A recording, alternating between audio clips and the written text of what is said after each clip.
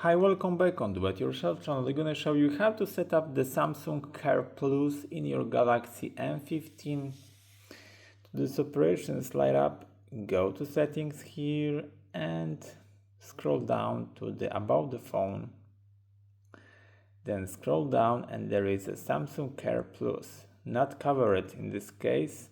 So you have 35 days left to sync up to get the Samsung Care Plus. So be patient and be sure that you already log in when your phone is new. So enter it. And as you see, there is a Samsung Care Plus. And there is a plan available for our device.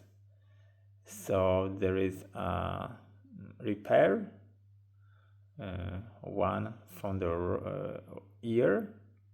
There is the two repair or stolen by the year, and there is unlimited repair by the year, and there is unlimited repair by the 2 years.